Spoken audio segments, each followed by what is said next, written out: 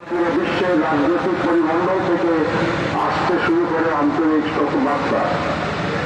দেশের একটি বেগম খালেদা জিয়া জন্মগ্রহণ করেন 1942 সালে। শৈশব থেকে তিনি পরিচ্ছন্ন এবং পরিপাটি থাকতে পছন্দ করতেন। ফুলের প্রতি ছিল তার গভীর অনুরাগ। পরবর্তী জীবনেও তিনি অভ্যাস বজায় রেখেছিলেন তার ব্যক্তিগত এবং রাজনৈতিক চর্চায়। তাই তার রাজনীতিও ছিল নিজের মতন সৌন্দর্যে মণ্ডিত। ফুলের প্রতি অনুরাগের কারণেই হয়তো সবচেয়ে কঠিন সময়েও তার সকল রাজনৈতিক বক্তব্য থাকত সুশোভিত। 1960 সালের 5 আগস্ট তৎকালীন সেনাবাহিনীর চৌকর কর্মকর্তা ক্যাপ্টেন জিয়া রহমানের সাথে তিনি বিবাহ বন্ধনে আবদ্ধ হন। তাদের 2 পুত্রের মাঝে জ্যেষ্ঠ পুত্র তারেক রহমান বর্তমানে বাংলাদেশ জাতীয়তাবাদী দলের ভারপ্রাপ্ত চেয়ারম্যান এবং কনিষ্ঠ পুত্র আরাফাত রহমান কোকো স্বৈরাচারী আওয়ামী লীগ সরকারের রাজনৈতিক প্রতিহিংসার শিকার হয়ে বাংলাদেশে অবস্থানকালে প্রকৃতপক্ষে বিনা চিকিৎসায় 2015 সালের 24শে জানুয়ারি মাত্র 49 বছর বয়সে ইন্তেকাল করেন। তার লাশ যখন ঢাকায় আসেন তখন তার মা দেশনেত্রী বেগম খালেদা জিয়াও ছিলেন তার গুলশান অফিসে সেই একই সরকারের প্রতিহিংসার শিকার হয়ে অন্তরীণ। দেশনেত্রী বেগম খালেদা জিয়ার রাজনীতিতে আগমন ছিল আকস্মিক, কিন্তু দেশের প্রয়োজনে তা ছিল অনিবার্য। 1988 সালের 30শে মে কতিপয় বিপদগামী সেনা কর্মকর্তার হাতে রাষ্ট্রপতি জিয়া রহমান বীরউত্তম শাহাদত বরণ করার পর যাদের দলীয় সরকারের ভিতরেই ষড়যন্ত্রকারীরা তৎপর হয়ে ওঠে। সাংগঠনিকভাবে বিএনপি এবং সরকার দুর্বল হয়ে পড়ে। সেই সময় দল এবং দলীয় নেতাদের মনোবল অটুট রাখার লক্ষ্যে 1982 সালের 3 জানুয়ারি দেশনেত্রী বেগম খালেদা জিয়া বিএনপির সদস্যপদ গ্রহণ করেন। শুরু হয় তার রাজনৈতিক জীবনের ক্লান্তিহীন পথ চলা। ক্রমশ দলের প্রতিষ্ঠাতা স্ত্রী হয়ে দলের গঠনতন্ত্র সমুন্নত রেখে তিনি দলের ভাইস চেয়ারপারসন, ভারপ্রাপ্ত চেয়ারপারসন, তারপর দলীয় কাউন্সিলে নির্বাচিত চেয়ারপারসনের দায়িত্ব গ্রহণ করেন।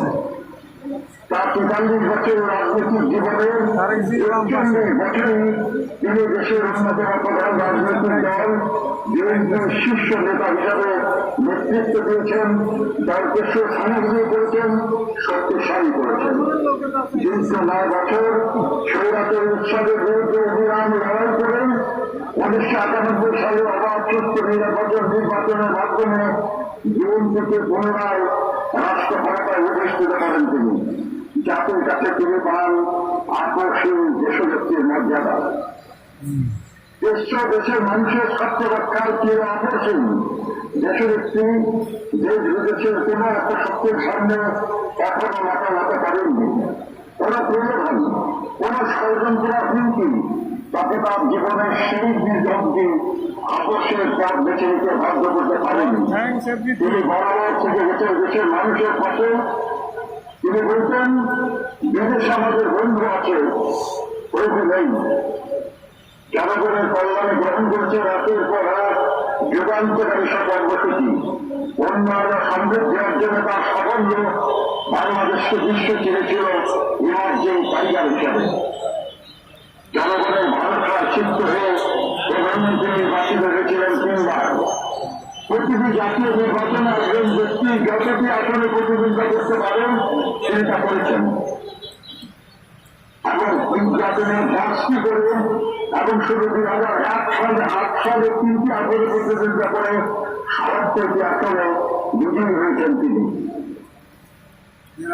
জনগণের প্রকৃত সমর্থনে এবং বিপুল ব্যবহারে নির্বাচনে পরাজয়ের গ্রামীণ তাকে স্পর্শ করতে ব্যর্থ হয়েছে বারবার।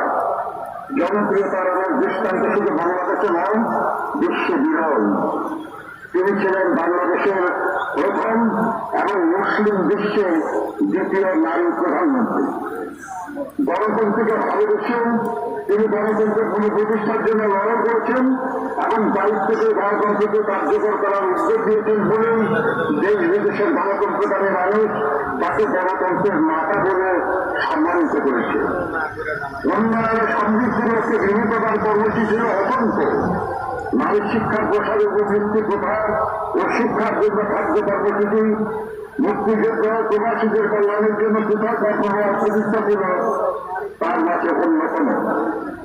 দেশের একটি ব্যক্তিগত জনপ্রিয়তা, সাংগঠনিক সক্ষমতা এবং দেশের স্বচ্ছ অনমনীয়তা তার রাজনৈতিক কর্তৃপক্ষ রাজনৈতিকভাবে মোকাবেলা করতে ব্যর্থ হয়ে তাকে ব্যক্তি শত্রু হিসাবে গণ্য করা শুরু করে। স্বৈরাচারী শেখ হাসিনা, স্বৈরাচারী হোসেন মোহাম্মদ এরশাদ, এমনকি তথাকথিত 11 সরকারের সময়কে দেশভিত্তিকে তারা যুদ্ধ করা হয়। কাশিবাদী হাসিনা প্রতিহিংসা চরিতার্থ করার জন্য দেশনেত্রীকে তার শহীদ স্বাধীন স্মৃতি বিজড়িত বাড়ি থেকে উৎখাত করে এবং মিথ্যা অভিযোগে 17 বছরের কারাদণ্ডে দণ্ডিত করে। তবুও আধিপত্যবাদীরা রাজনীতির সাথে তিনি আপোষ করেননি। আপোষ করেননি মত প্রকাশের স্বাধীনতা কিংবা ভোটাধিকারের প্রশ্নে। তবে তিনি হয়ে উঠেছিলেন ফ্যাসিস্ট শাসন বিরোধী লড়াইয়ের অনন্ত প্রেরণা। আজ দেশনেত্রী সব অভিযোগ থেকে মুক্ত হয়ে লক্ষ কোটি মানুষের শ্রদ্ধা ভালোবাসা তৃপ্ত হয়ে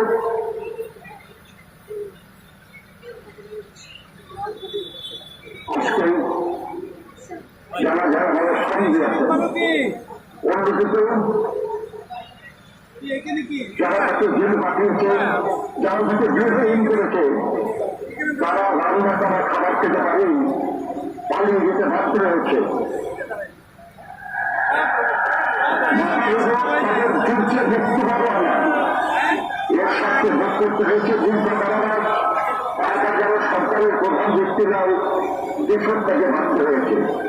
মহামুক্তিযুদ্ধ চলাকালে দেশের একটি বেগম খালেদা জিয়া তার শিশুপুত্র সহ 1971 থেকে বিজয়োদ্দিত না হওয়া পর্যন্ত পাকিস্তানি বাহিনীর হাতে বন্দী অবস্থায় কাটিয়েছেন। স্বাধীনতার ঘোষণা দিয়ে মুক্তিযুদ্ধের সেক্টর এবং ফোর্সেস কমান্ডার হিসেবে দায়িত্ব পালন করেছেন। আর তার বয়সে দেশের একটি বেগম খালেদা জিয়া তার দুই শিশুপুত্র সহ ছিলেন পাকিস্তানিদের হাতে বন্দী। এই পরিবারগুলো শুনি, এক অনন্য দৃষ্টান্ত আমরা শুনি। ফাঁসিবাদী হাসিনা ব্যক্তিগত মিথ্যা মামলা 2018 সালের 8 ফেব্রুয়ারি থেকে 2 বছরের বেশি সময় অন্ধকার কারাগারে আবদ্ধ থাকা ছাড়াও উপযুক্ত চিকিৎসার অভাবে দেশের একটি দারুণভাবে অসুস্থ হয়ে পড়েন।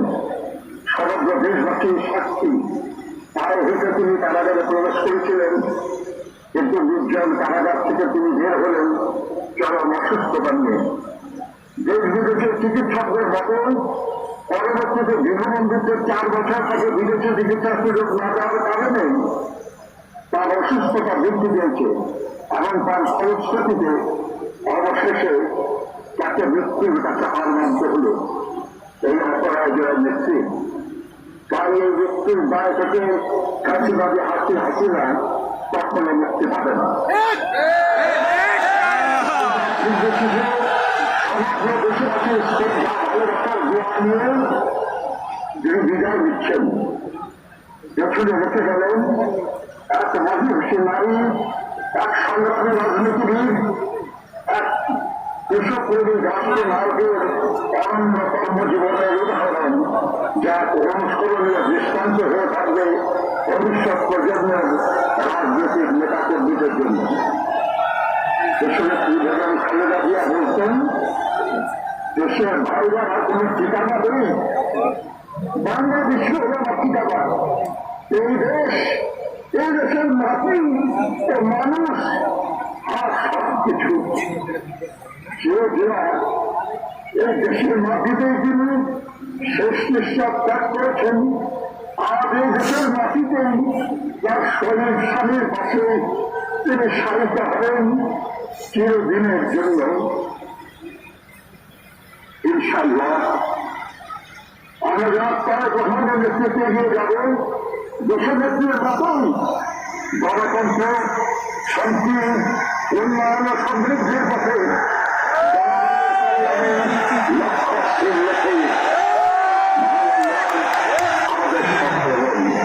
আসসালামু আলাইকুম।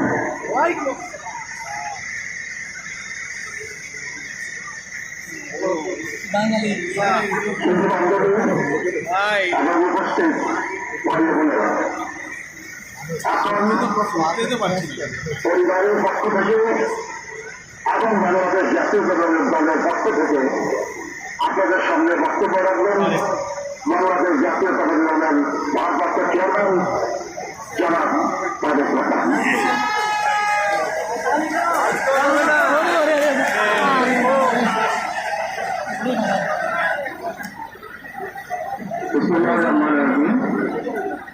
আমি মরহুমা বেগম খালেদা জিয়ার বড় সন্তান তারেক রহমান। আমি আজকে এখানে উপস্থিত সকল ভাইয়েরা এবং বোনেরা যারা উপস্থিত আছেন,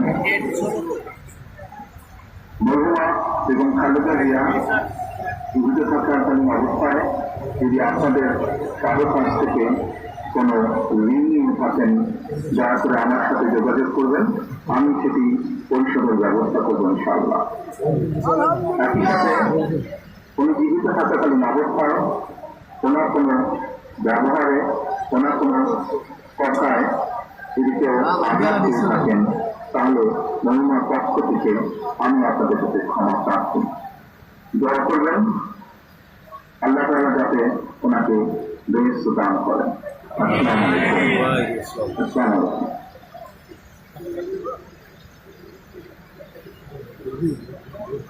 দেশের নেত্রী বেগম খালেদা জিয়াকে ভালোবেসে শ্রদ্ধা করে জানাজায় সামিল হয়েছেন সেই নাটক ভাই বোনকে জানাই গভীর শ্রদ্ধা। মাননীয় প্রধান উপদেষ্টা পরিষদের সদস্যগণ, রাজনৈতিক নেতৃবৃন্দ, তিন বাহিনী প্রধান সহ কর্মকর্তাবৃন্দকে উপস্থিতির জন্য ধন্যবাদ। ধন্যবাদ জানাই সশস্ত্র বাহিনী, র্যাব, বিজিবি, পুলিশ সহ আইন শৃঙ্খলার দায়িত্বে নিয়োজিত সকলের প্রতি। এখন মরহুমা বেগম খালেদা জিয়ার নামাজি জানাজা আদায় করবেন, নেতৃত্ব দেবেন জাতীয় মসজিদ মসজিদ মোকাররমের খতিব মুফতি মোহাম্মদ আব্দুল মালেক। আপনার জানাজা নামাজের জন্য এবার সবাই পশ্চিম দিক ফেরেন। হ্যাঁ, এবার পশ্চিম দিক ফেরেন।